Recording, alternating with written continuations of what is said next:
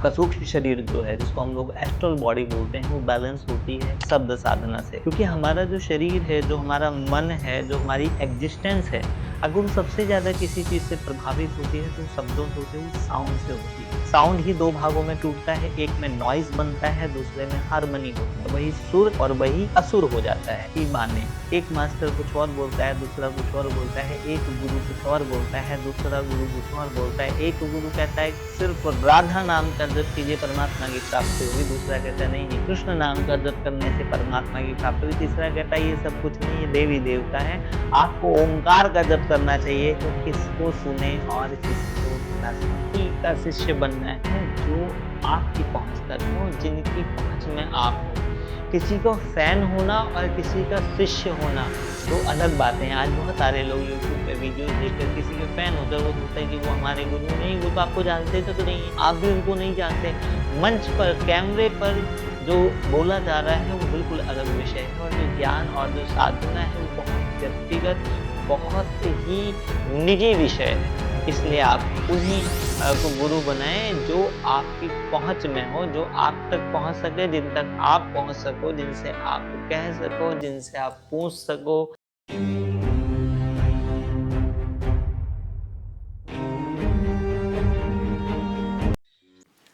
हरिओम तत्सत। ध्यान हर समस्या के समाधान में हम आपके प्रश्नों का उत्तर देने के लिए हाजिर हैं। पहला प्रश्न पूछा है ममता जी ने कि any meditation for wandering mind. So भटकते हुए मन के लिए कोई ध्यान पूछा है इन्होंने, या मन भटकता हो तो उसके लिए कोई ध्यान पूछा है। ध्यान अपने आप में ही भटकते हुए मन को एकाग्र करने की व्यवस्था है। हम लोगों के पास बहुत सारी विधियों में जो सबसे पहली विधि मैं आप लोगों को बताना चाहता हूँ वो है शब्द साधना। जो शब्द साधना हमारे YouTube चैनल पर भी है और हम उसको कराते भी हैं।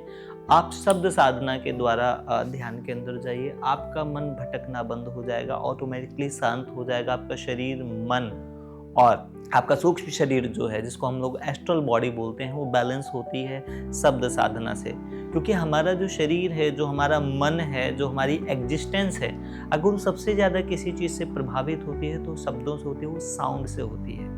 साउंड ही दो भागों में टूटता है, एक में नॉइज बनता है, दूसरे में हार्मनी होता है। वही सुर और वही असुर हो जाता है। सो आप शब्द साधना के द्वारा अपने मन को शांत कर सकते हैं। और भी बहुत सारी विधियां हैं जिसमें ओमकार जप है, जिसमें श्वासों की क्रियाएं हैं, लेकिन मैं आपको जो पहला सजेस्ट करूंगा वो है शब्द साधना। आप शब्द साधना का हमारा वीडियो देख सकते हैं और उसके साथ आप प्रैक्टिस कीजिए, अभ्यास कीजिए, और आप पाएंगे आपका मन भी शांत हो गया और आप भीतर के उस रस, उस आनंद का अनुभव करते हैं जिसको आत्म सुख बोलते हैं, जिसको परमात्मा सुख बोलते हैं। तो आप शब्द साधना करें। और अगर किसी के कोई प्रश्न है तो आप हमारे अनंत ध्यान के व्हाट्सएप नंबर पर मैसेज भी कर सकते हैं, और आप वीडियो देखते हुए भी अपने मैसेज लिख सकते हैं। क्योंकि ध्यान के विषय में अगर आपकी कोई भी दुविधा है, कोई भी प्रश्न है, तो उसका उत्तर देने के लिए हम आपकी सेवा में हाजिर हैं। और दूसरा प्रश्न पूछा है नवीन चौधरी जी ने कि मैं पहले ध्यान करता था और ध्यान में मेरा मन भी लगता था, अब मेरा ध्यान में मन नहीं लगता। तो ध्यान में मन नहीं लगता इसका मतलब है मन कहीं और लग रहा है और मन को कहीं और रस आ रहा है। याद रखिए, जब आप ध्यान करने जाते हैं तो ध्यान की विधियों को आपको सही तरीके से सीखना होता है। अगर आपने ध्यान के साथ कोई जबरदस्ती करी, कोई किसी प्रकार की ऐसी चेष्टा करी, ऐसी एक्टिविटी करी जो आपके शरीर और आपके मन के खिलाफ है, तो आपका मन ध्यान में नहीं लगेगा। क्योंकि हमारा जो शरीर है और जो हमारा मन है, उसके समझने की जो पहली प्रक्रिया है वो है पेन और प्लेजर। जिसमें उसको पेन महसूस होता है वो उस चीज़ को नहीं करता, और जिसमें उसको प्लेजर, उसको रस, उसको आनंद आता है, उस चीज़ को वो करने लगता है। तो इनके माध्यम से मैं सबको बताना चाहता हूँ, जो लोग भी ध्यान करते हैं, एक तो ध्यान के अंदर कोई जबरदस्ती ना करें, किसी प्रकार की जोर जबरदस्ती नहीं बैठें कि हमें 1 घंटा बैठना है तो हमें 5 घंटे बैठना है तो हमें 40 मिनट नहीं। सबसे पहले आप ध्यान के अंदर बैठें और उस बैठने के लिए कुछ सपोर्ट, कुछ चीजें लें। जैसे आप अच्छा बांसुरी का म्यूजिक लगा सकते हैं और आप उसके बाद बैठ करके अपनी श्वासों के साथ ध्यान कर सकते हैं। और मैं तो ये कहूँगा कि ध्यान के लिए आप किसी आचार्य, किसी टीचर, किसी गुरु का मार्गदर्शन लें। क्योंकि प्रत्येक व्यक्ति की चेतना, प्रत्येक व्यक्ति का जो एग्जिस्टेंस है, उसकी जो प्रक्रिया है वो अलग होती है। सबको एक जैसा ध्यान नहीं होता। हनुमान जी ध्यान करने बैठेंगे तो वो राम नाम जप करके ध्यान करेंगे। अगर कोई और बड़ा योगी ध्यान करने बैठेगा तो वो ओमकार का जप करेगा। कोई ऐसा होगा जो सोहम का जप करेगा। कोई ऐसा होगा जो सिर्फ अपनी श्वासों के साथ ध्यान में जाएगा। तो प्रत्येक व्यक्ति के लिए एक जैसा ध्यान नहीं है। और ज्यादातर होता क्या है कि आप किसी मास गैदरिंग में जाते हैं जहां बहुत सारी भीड़ होती है, जहां बहुत सारे लोग इकट्ठा होते हैं, वो एक जैसी प्रैक्टिस करने लगते हैं, जबकि सबके लिए एक जैसा ध्यान नहीं है। तो अगर आपका ध्यान में मन नहीं लग रहा है तो आप ध्यान की विधि थोड़ी बदल लें। आप क्या ध्यान कर रहे थे ये भी जानना बहुत महत्वपूर्ण है। पर मैं आपको कहूंगा कि आप सबसे पहले जो है वो शब्द साधना करें। आप हमारे चैनल पे शब्द साधना ले सकते हैं, जिसमें 6 साउंड का आपको उच्चारण करना है। आपको 6 साउंड प्रोनाउंसिएशन करने हैं, उसको बोलना है। उन साउंड को बोलने के बाद फिर आपको शांत होकर के सिर्फ अपनी श्वासों को सुनना है और श्वासों को अनुभव करना है। और उसके पैरेलल में आप कोई फ्लूट म्यूजिक बजा दें। याद रखिए, म्यूजिक पहले सिर्फ 10 मिनट का ही होना चाहिए। 10 मिनट तक आपको रस आनंद आ रहा है, बस। फिर उसको धीरे धीरे 15 मिनट करिए। जब आपको 15 मिनट में आनंद आने लग जाए तब उसको 20 करिए। धीरे धीरे जाइए ध्यान के अंदर।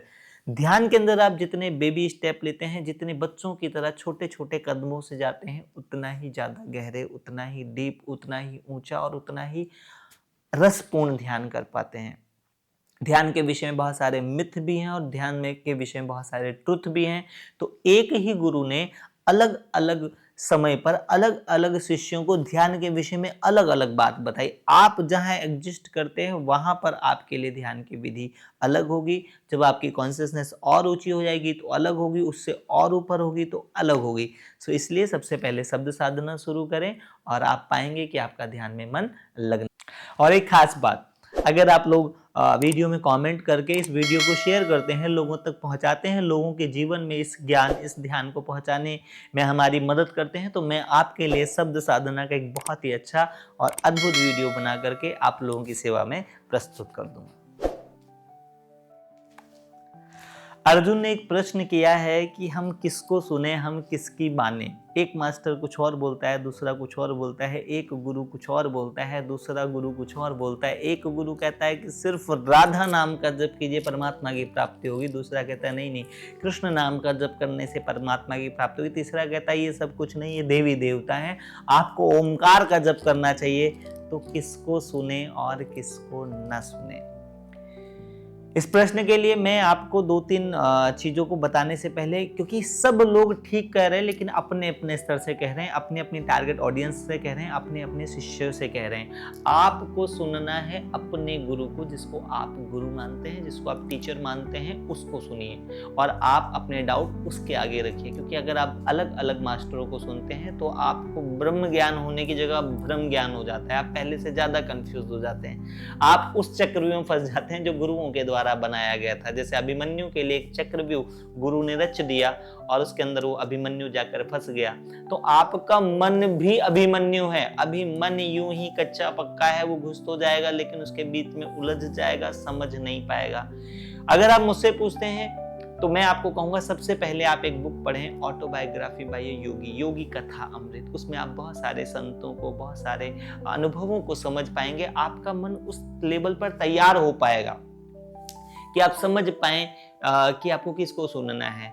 और उसके बाद जिसको सुन लिया उसको खाली सुनते ही समझने का प्रयास कीजिए। समझने के बाद उसको धारण कीजिए, उसको एक्सपेरिमेंट कीजिए, उसको अनुभव कीजिए। जब तक आप उसको अनुभव नहीं करते तब तक उसको मानने की जरूरत नहीं है। हर एक व्यक्ति अपनी जगह से सही है, लेकिन जहां पर आप खड़े और जहां से वो व्यक्ति बोल रहा है, अगर वो दोनों दिशाएं विपरीत हैं तो फिर वो आपके लिए काम नहीं करेगा। रामचरित्र की मानस की एक लाइन बोल करके मैं अपनी बात को समझाने का प्रयास करूंगा। खग समझे खग ही की भाषा। गरुड़ जी गए हैं भगवान शिव के पास और बोलते हैं कि प्रभु मुझे ज्ञान दो, मुझे माया सता रही है, मुझे समझ नहीं आ रहा कि ये प्रभु सबके बंधन काटने वाले हैं, खुद बंधन में फंसे पड़े हुए थे, मैंने इनके बंधन काटे हैं, अब मैं कैसे मान लूं कि ये परमात्मा है, ये भगवान है। भोलेनाथ ने कहा मुझे समझ आ गई तुम्हारी पीड़ा क्या है। जब बहुकाल करो सत्संगा, तब खगपति होए मोह भंगा। तुम्हें बहुत लंबे समय तक मेडिटेशन करना होगा, सत्संग करना होगा, और किसके साथ करना होगा? जो तुम्हारे लेवल का है, जो तुम्हारे जैसा है, जिससे तुम कन्वर्सेशन कर सको, जिससे तुम बात कर सको, जिससे तुम अपने मन की बात कह सको, जिससे सुन सको। और उन्होंने भेज दिया उनको कागभूषणी जी के पास, जो उनकी जैसी भाषाओं में बात करते हैं। तो मैं आपको पहली बात ये कहूंगा कि आप ऐसे मास्टर, ऐसे टीचर, ऐसे गुरुओं को सुनिए जो आपके लेवल पर आकर के आपको समझाते हो। और पहली बुक जो मैं अध्यात्म की सबको रिकमेंड करता हूं वो है ऑटोबायोग्राफी बाय योगी, योगी कथामृत। जब आपको पता चलता है कि आपकी आत्मा आपका गुरु है, या आपकी गुरु ही आपके जीवन में आत्मज्ञान लाने का प्रयास और प्रकाश कर देते हैं, तो पहले आप ऑटोबायोग्राफी बाय योगी सुने, और जहां तक हो सके मौन और ध्यान का अभ्यास कीजिए। आप हमारी शब्द साधना कीजिए और आप पाएंगे कि आपके अंदर वो विवेक, वो कॉमन सेंस जागृत होने लग गया कि आपको किसको सुनना है और किसको नहीं सुनना है। आशा करते हैं आपको बात समझ आई होगी, और अगर उसके बावजूद भी आपके कोई डाउट है, कोई क्वेश्चन है, तो आप कमेंट बॉक्स में अपने क्वेश्चन लिख करके भेजें, और हम प्रयास करेंगे कि आपके जीवन में ज्ञान का प्रकाश पहुंचे। हरिओम तत्सत। विजय सिंह कर्णावत ने पूछा है कि हमारे मान लेने से क्या होता है? हमारे मान लेने से क्या हम धनवान हो जाते हैं? देखो, एक सूत्र है आध्यात्म का, आपका मानना जो है वो आपके जानने की एक यात्रा शुरू करा देता है, और आपके मानने से आपके जो ऑरा, जो आपके आभा मंडल हैं, जो आपके मस्तिष्क हैं, जो आपके न्यूरॉन्स हैं, जो आपके भीतर की चेतना है, जो आपके अंतःकरण की शक्तियां हैं, वो आपके मानने के अनुसार धीरे धीरे आपके जीवन को प्रकट करने लगती हैं। ऐसा सिद्धांत है।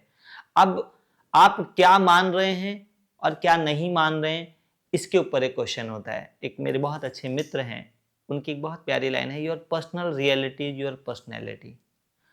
आप खुद को क्या मानते हैं उसके अनुसार आपको एक्ट भी करना होता है, उसके अनुसार आपको कर्म भी करना होता है। और मानना जो है, ये कोई ऐसा नहीं कि कोई हवा में बता रहे हैं। जिन लोगों ने इस चीज़ पे रिसर्च की, उन्होंने बहुत अध्ययन करके इन बातों को कहा है। बहुत सारे साइकोलॉजिस्ट, बहुत सारे डॉक्टर्स, बहुत सारे मनोचिकित्सक, बहुत सारे आध्यात्मिक गुरुओं ने भी इस बात को कहा है। महात्मा बुद्ध ने भी कहा है कि तुम जो मानते हो अपने आप को, वो तुम हो जाते हो, आपको होना पड़ता है। लेकिन आपने अभी कह दिया कि मैं धनवान हूं, ये आप कह रहे हैं, लेकिन क्या आप सच में धनवान होने का अनुभव कर रहे हैं? आप द सीक्रेट मूवी को देखें, या आप उपनिषद पढ़ें जिसमें आता है तत्वम असि, तुम वही हो। कौन हो तुम जो तुम खुद को मान रहे हो? मेरे गुरुदेव कहा करते थे कि नहीं देह केवल अमर आत्मा हो। तुम खाली शरीर नहीं हो, तुम अमर आत्मा हो। लेकिन अगर साध लो तो परमात्मा। तुम्हें साधना पड़ेगा, तुम्हें जानना पड़ेगा, तुम्हें अवेक होना पड़ेगा।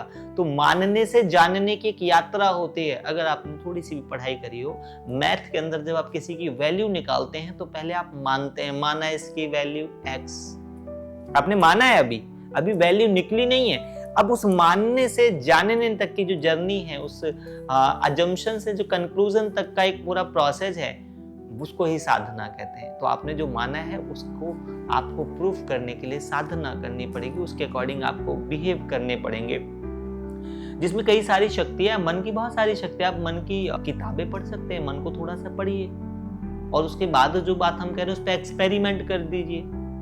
आप जब ये कहते हैं कि मैं नहीं मानता या मैं मानता हूं, दोनों अगर बहुत ऊपर के लेवल पर है, जिसको हम कॉन्शियस लेवल पर बोलते हैं, तो उसकी बहुत ताकत नहीं है। आज कितने सारे हिप्नोथेरेपिस्ट हैं, या जो साइकोलॉजिस्ट हैं, या जो डीप थिंकर हैं, वो सब कहते हैं कि आपके मन की असीम संभावनाएं आपके सबकॉन्शियस में है। सबकॉन्शियस से भी एक और डीप लेवल है जिसको अनकॉन्शियस बोलते हैं, उस अनकॉन्शियस से भी एक डीप लेवल है जिसको सुपर कॉन्शियस बोलते हैं। लेकिन आप उसको जानने का तो प्रयास कीजिए। आप पढ़िए बुक मैं मन हूं, बहुत सुंदर बुक है, द्विवेदी जी की बुक है मैं मन हूं, पढ़ के देखिए आप। उसके बाद आपको पता चलेगा कि जिन लोगों ने इस बात को कहा है, उन्होंने किस आधार पर कहा है। और जब आप अध्ययन करेंगे, आप साधना करेंगे, आप स्वाध्याय करेंगे, तो आप मानने से उस चीज को जानने तक पहुंचेंगे। कहे कबीर मन मान्या, मन मान्या से हर जान्या। मानने से ही जानने की यात्रा होती है। तो याद रखिए, जो आप मान रहे हैं वो आप हो जाएंगे। आप हैं या नहीं है अभी इतनी महत्वपूर्ण बात नहीं है, लेकिन आप होना तो चाहते हैं। इस संसार का प्रत्येक जीव, प्रत्येक व्यक्ति भीतर से ये मानता है कि वो सुपर है, वो अच्छा है, और उसी चीज को उसको अपने जीवन के अंदर अनुभव करना है। लेकिन अच्छे होने की मान्यता सबकी अलग अलग है। हर व्यक्ति अपने मानने की मान्यताओं को अलग लेवल से बता रहा है। आप भी उस मानने को गहरा कीजिए। अगर आप धनवान होना चाहते हैं तो पहले भीतर से मानिए कि मैं धनवान हूं। अब मैं धनवान हूं तो धनवान व्यक्ति का जीवन कैसा होता है, सुबह से लेकर शाम तक उसके जीवन का शेड्यूल कैसा होता है, उसको जानने का भी तो प्रयास कीजिए। मैं कहीं एक ब्रॉडकास्ट देख रहा था जिसमें किसी ने कहा कि आप जाइए 5 स्टार के अंदर एक कप चाय पीजिए। अमीर लोग जाते हैं, तो जब आप 5 स्टार में गए और आपने चाय पी तो आपने अमीरों जैसा तो नहीं किया। अमीर तो कमा के गया, 5 स्टार, आप तो ऐसे गए नहीं। आप वहां चाय पीते समय अनुभव कीजिए कि उस एनवायरनमेंट के अंदर मेरे भीतर, मेरे अंतःकरण में क्या कुछ चल रहा है। तो जो इनर पॉवर्टी कॉन्शियसनेस है, जिसको बोलते हैं गरीबी की मानसिकता, पहले आपको उस मानसिकता से ऊपर उठना होगा। और मैं ये आपको कोई बात हवा में नहीं बता रहा हूं, मैं मेरे अनुभव से बता रहा हूं। मैंने भी जीवन में जीरो से हीरो तक का सफर तय किया है। बहुत छोटी छोटी चीजों के लिए जीवन के अंदर संघर्ष किया है। ज्यादातर लोगों को अपनी स्टोरी नहीं बतानी चाहिए, लेकिन मैं आपको जो बात बता रहा हूँ कोई अपनी महानता के लिए नहीं बता रहा हूँ।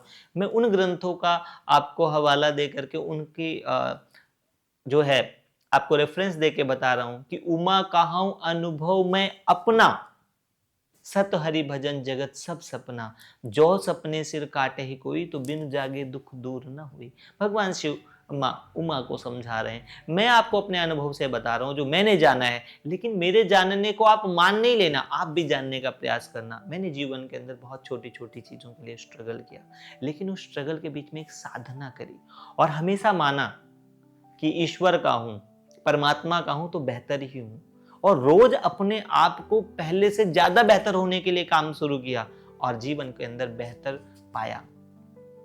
तन से, मन से, धन से, जन से, सब चीजों से सुख का अनुभव किया, जबकि कुछ भी नहीं था। I was only 10 year old जब मेरे मम्मी पापा दोनों एक्सपायर हो गए। जीवन में कोई फाइनेंशियल बैकग्राउंड नहीं था, कुछ भी नहीं था, लेकिन उस जीरो से भी सफर की शुरुआत की। और मैं ये जानता था कि जो हीरो होता है वो डिफिकल्टीज से गुजरता है, क्योंकि हर एक मूवी के अंदर आप हीरो को देखो तो समस्याओं से गुजरता है, समस्याओं को सॉल्व करता है, तभी वो हीरो है। तो अगर आपको ऐसा लगता है कि आप धनवान नहीं हैं, तो आप धनवान हो जाएंगे। पहले ये मान लें कि आप धनवान हैं, और धनवान आदमी धन को पाने की, धन को कमाने की, धन को जोड़ने की, धन तक पहुंचने की चेष्टा में लगा ही रहता है, और जो जहां लगा रहता है वो वहां पहुंच ही जाता है। आशा करते हैं मेरी बात आपको समझ आई होगी। फिर भी अगर आपका कोई डाउट है तो आप प्रश्न रखें और हम उसका जवाब देने का प्रयास करेंगे। अगला प्रश्न शायद इन्होंने ही किया था कि मैं रोज सिद्ध कुंज का स्तोत्र का पाठ करता हूँ और शुद्ध उच्चारण करता हूँ, और उसके बावजूद भी कोई चमत्कार नहीं हो रहा है। देखो, चमत्कार होगा, लेकिन चमत्कार से पहले चमकदार होना होगा। एक बात यह है कि जो अक्सर मैं पाठ कराते समय बोलता हूँ, पहली बात तो आपको 3 बार ये बात जरूर दोहरानी है कि हे भगवान शिव, आप मेरे गुरु हैं, मैं आपका शिष्य हूँ। आप मेरे गुरु हैं, मैं आपका शिष्य हूँ। आप मेरे गुरु हैं, मैं आपका शिष्य हूँ। 3 बार ये दोहराना है। फिर मेरे मन मंदिर में विराजमान होकर उसे शिव में ज्योतिर्मय प्रकाश में कर दे। ये आपको अफर्मेशन करनी है, प्रार्थना करनी है। माँ भगवती मेरे हृदय में विराजमान होकर उसे शक्ति में, श्री में और समृद्धि में कर दे। मैं शिव शक्ति को साक्षी बनाकर कुंज का स्तोत्र पाठ करने जा रहा हूँ। ये पाठ मेरा शुद्ध हो, सिद्ध हो। उसके बाद आप क्या चाहते हो उसके लिए आपको अफर्मेशन, उसके लिए आपको प्रार्थना करनी है। जैसे आप जप करते हैं, जप में एक विनियोग होता है, विनय पूर्वक प्रार्थना करना, कनेक्ट करना। तो आप उस पाठ को किस लिए कर रहे हैं, किस चीज, क्या चमत्कार आप चाह रहे हैं अपने जीवन में, ये भी स्पष्ट होना चाहिए। कम से कम ऐसे चमत्कार कुंजिका पाठ से नहीं होते जो आपने किसी सीरियल में देखा है कि आप पाठ करेंगे और एकदम से अष्टभुजा के रूप में देवी प्रकट हो गए कि मांगो क्या मांगते हो, डिश डिश डिश सब प्रकट हो जाएगा। ऐसा नहीं होता। कुंजिका पाठ जो है, इसको कुंजिका बोलते हैं, चाबी है। ये आपके भीतर उस ऊर्जा को जागृत करती है जिससे आपको प्राप्ति होने के संयोग, प्राप्ति होने की व्यवस्थाएं बनती है। हमारे एक साधक थे, तो उनकी जॉब चली गई थी और 1.5-2 साल से वो जॉब के बिना ही थे, तो थोड़े डिप्रेस हो गए थे। तो उन्होंने मुझे कहा कि भाई मुझे नहीं समझ आ रहा क्या करूं। मैंने कहा आप कुंजिका का पाठ कीजिए। कितने पाठ कीजिए? 3 कर लीजिए, ठीक है। और 3 पाठ के बाद माँ भगवती से एक प्रार्थना कीजिए कि माँ मेरे लिए एक बहुत अच्छी जॉब, एक अच्छी व्यवस्था बने। और उसके बाद आप अपने प्रयास करने लगिए, आप अपने इंटरव्यू दीजिए, आप जो कुछ आप कर सकते हैं वो आप कीजिए, क्योंकि यहाँ 3 चीजों के समुच्चय से आपके जीवन में चीजों का मैनिफेस्टेशन होता है, चीजों का प्राकट्य होता है। पहला आप, दूसरे प्रकृति और तीसरा परमात्मा। पहला है भाव, दूसरा है कर्म और तीसरी है कृपा। इन तीनों चीजों का जब समुच्चय होगा, जब तीनों चीजों का मेल होगा, तो आपके जीवन में चीजें घटित हो जाएंगी। योगियों की भाषा में तो प्रत्येक क्षण चमत्कार है जीवन के अंदर, बस आपको अवेयरनेस से उस चीज को देखना होगा। इसलिए जब आप पाठ करें तो एक, पाठ करने से कुछ देर पहले शब्द साधना करें। आप YouTube में हमारी शब्द साधना देख सकते हैं। शब्द साधना करने के बाद अपने हृदय पर ध्यान लगाकर एक बार अपने आप से पूछ लें कि मैं जीवन में क्या चाहता हूं और क्यों चाहता हूं। जब आपको स्पष्ट हो जाए तब आप उसी चीज के संकल्प के साथ कुंजिका का पाठ कीजिए।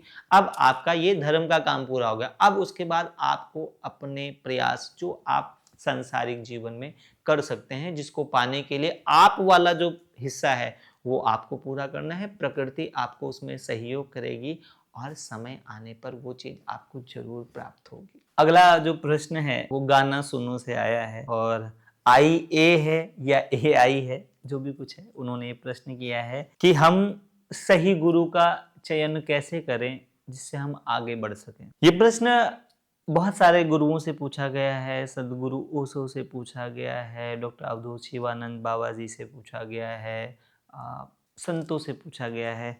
सही गुरु का चयन कैसे करें? देखो, गुरु ना मेरे हिसाब से पहले लेवल पर तो सिर्फ गुरु है, जो आपको अंधकार से प्रकाश की ओर लेके जाए, जो शरीर से आत्मा की तरफ लेके जाए, जो आपको रूह की तरफ लेके जाए, जो परमात्मा की तरफ लेके जाए, वो गुरु। अब इसमें सही गुरु का कैसे चयन करें? तो सही गुरु का चयन करने के लिए पहले आपको यह अनुभव करना पड़ेगा कि आप सही शिष्य हो या नहीं हो, क्योंकि सही शिष्य के पास सही गुरु चल के आता है और गलत शिष्य को गलत गुरु मिलता है। जिस प्रकार शुक्राचार्य असुरों के, दैत्यों के, राक्षसों के गुरु थे। क्यों? क्योंकि राक्षस क्लियर है कि भाई वो स्वार्थ बस, वो अपने सुख के लिए, वो अपने व्यक्तिगत हित के लिए साधना कर रहा है, तो उसके लिए वैसा ही गुरु है। और जो दूसरों के हित के लिए कर रहे हैं उनके लिए वैसे गुरु हैं। तो अगर आपको सही गुरु जानना है तो सबसे पहला आपको यह प्रश्न करना है स्वयं से कि आप अपने जीवन में क्या चाहते हो और क्यों चाहते हो। क्या आपको संसार चाहिए, क्या आपको प्रतिष्ठा चाहिए? आपको जो चाहिए, आपको उस लेवल पर गुरु हासिल करने होंगे। और ध्यान रखिए, गुरु, टीचर अलग अलग होते हैं। टीचर आपको टीच कर सकता है। मान लो कोई कहता है कि हमको तो धन चाहिए, तो आपको धन गुरु नहीं दिला सकता, गुरु ध्यान दिलाता है। टीचर चाहिए आपको, फिर एक फाइनेंशियल एडवाइजर चाहिए जो उस विषय पे आपको सिखाए, समझाए, लेकिन वो गुरु नहीं है। गुरु तो वो है जो आपको ध्यान सिखाए। गुरु जो है आपको आत्मा की अनुभूति के लिए प्रेरित करे। गुरु वो है जो वासना से उपासना की ओर आपको लेके जाए, वो गुरु है। तो अगर आपको वो चाहिए तो उसके लिए फिर गुरु आपको प्राप्त हो जाएंगे। पहले आप क्लियर कर लीजिए कि आप जीवन में क्या चाहते हैं। और मैं तो आपको जो कहूँगा कि अगर गुरुओं को समझना है, गुरु का चयन करना है, गुरु को अपनी लाइफ में पाना है, तो ऑटोबायोग्राफी बाय योगी, योगी कथा अमृत, या फिर गुरु गीता, एक पुस्तक है प्रणव पंड्या जी की लिखी हुई, जिसमें छोटी छोटी कहानियां हैं। पहले आप उस पुस्तक को पढ़ लीजिए, तब आपको गुरु की प्राप्ति होगी। गुरु सही होता है, गुरु गलत नहीं होते हैं, और जो गलत होते हैं फिर वो गुरु ही नहीं होते। ये दोनों बिल्कुल अलग बातें हैं। जो गुरु है वो सही है, और जो सही नहीं है फिर वो गुरु ही नहीं है। क्योंकि गुरु अपने शिष्यों से सिर्फ प्रेम करते हैं, और गुरु का सबसे बड़ा सुख यही है। गुरु बड़े को भी बोलते हैं और शिष्य लघु को बोलते हैं। तो जो छोटे को बड़ा करने की इच्छा और आकांक्षा रखता है वो गुरु होता है, और जो बड़ा होता है वो गुरु होता है। तो बड़े लोग कभी भी गड़बड़ नहीं करते। इसलिए आपको पहली पुस्तक पढ़नी है गुरु गीता, और प्रणव पंड्या जी के द्वारा लिखी गई है। ये गायत्री परिवार में आपको ये पुस्तक मिलेगी। इस पुस्तक का पहले अध्ययन कीजिए, थोड़ा स्वाध्याय कीजिए, फिर आप इस प्रश्न को और बेहतर तरीके से कर पाएंगे और बेहतर तरीके से इस जवाब को समझ पाएंगे। और हाँ, एक विशेष बात मैं आपको बता रहा हूं, आपको उन्हीं का शिष्य बनना है जो आपकी पहुंच तक हो, जिनकी पहुंच में आप हो।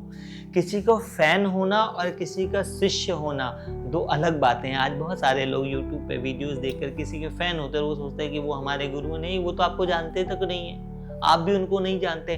मंच पर, कैमरे पर जो बोला जा रहा है वो बिल्कुल अलग विषय है, और जो ज्ञान और जो साधना है वो बहुत व्यक्तिगत, बहुत ही निजी विषय है। इसलिए आप उन्हीं को गुरु बनाएं जो आपकी पहुंच में हो, जो आप तक पहुंच सके, जिन तक आप पहुंच सको, जिनसे आप कह सको, जिनसे आप पूछ सको, जिनके साथ बैठकर साधना कर सको, उन्हीं को गुरु बनाएं अपने जीवन में। हरि ओम तत्सत।